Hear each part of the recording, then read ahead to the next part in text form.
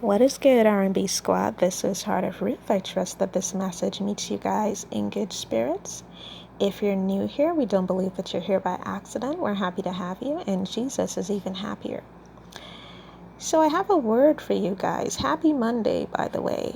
I have a word for you guys, and the Lord brought a dream back to my memory that I had a while back that ties into this word. This word is going to be long. It's a two-part word.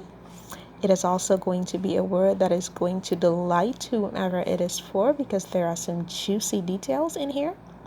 So just sit tight and take it all in, okay?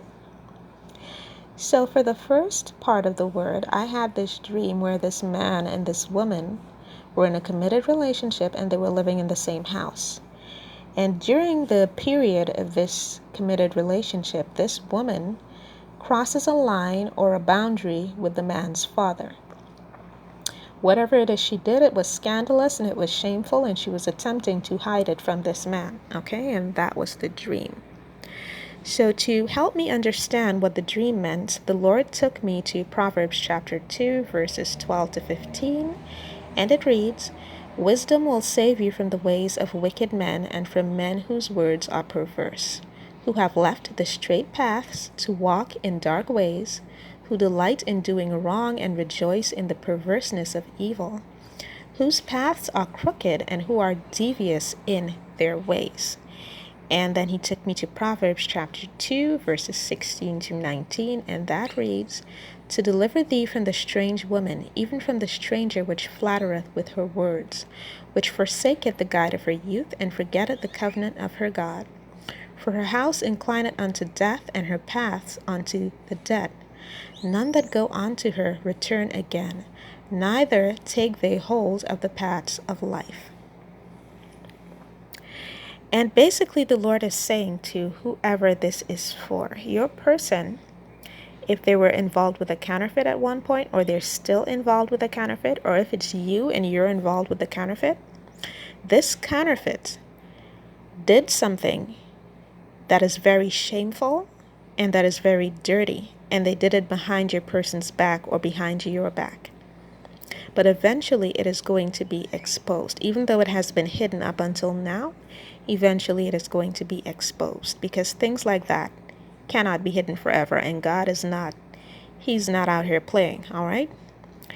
And he led me to a commentary to support Proverbs chapter 2 to explain to you guys better what a strange man or a strange woman looks like from a biblical perspective. So I'm going to share that with you guys as soon as it loads up. It is currently loading. And while that loads, I should let you guys know that the biblical definition of a strange man or strange woman is simply someone with the Jezebel spirit.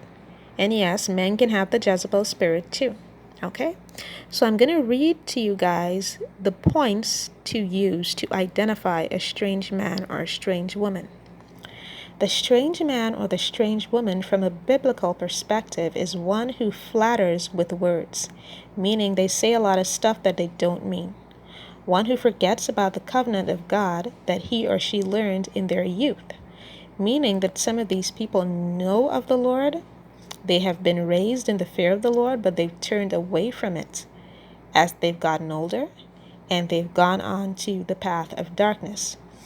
One who leads you to death. His or her mission is to waste you.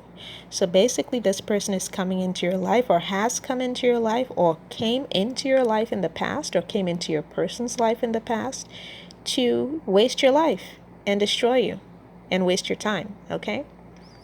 One who is smooth with their words. So in other words, this person may tell you a million things that you want to hear. Or when you have one foot out the door, or when your person has one foot out the door, if that's the person who's with the counterfeit, they're going to tell them a bunch of things to make them stay, telling them that they're going to change, that it's going to be different now, give them another chance, and all of the above. They don't mean a thing that they say, okay? So there is that. One who is on the way to hell and wants to take you with him or her. So basically they know they're in the path to destruction. Misery loves company. So they're trying to get you or your person to go along with them. one who is not wise, one who does not walk in the counsel of God, well, obviously, one who does not delight in the law of the Lord, one who does not prosper.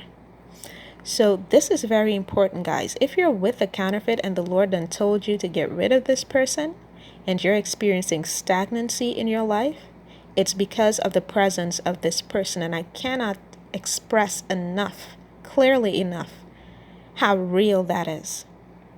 Having the wrong person in your life, y'all, having someone that God did not put in your life present in your life, it blocks your blessings. All right.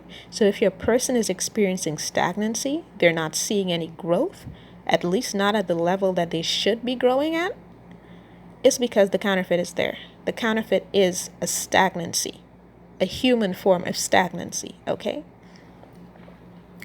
One who leads you astray, one who perishes, one who destroys people, and one who provides temporary happiness by blinding you to the truth. And that part is so important, guys. Listen, this is exactly what people with the Jezebel spirit do when they come into your life, okay? They tell you that they want to make you happy. They promise you happiness. And then you find out later down the road that they don't mean anything that they said to you in the beginning. Okay, so it's all deceit and deception from out the gate. And that is basically how you identify someone who is a strange man or a strange woman by biblical standards. Okay, so I'm going to go back here and see what else the Lord had to say about that. My notes are loading again.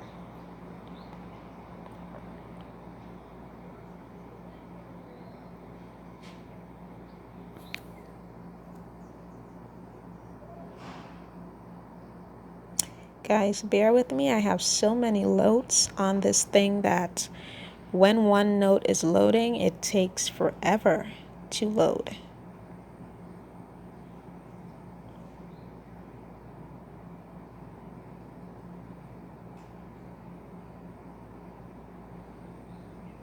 Okay, there we go. We have some movement.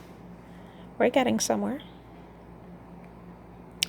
All right, so basically, to wrap up that word, the Lord is saying that you need not worry about the strange person or the counterfeit that is in your life or the counterfeit that is in your person's life, because this person no longer has the same power that they had before. The manipulation that they used before to get what they wanted from your person or to get what they wanted from you, it no longer works. The Lord is saying that He is defending you from that manipulation, and He has already provided a way of escape, okay? And that is the word. I'm going to be back with part 2 shortly. Take care, guys.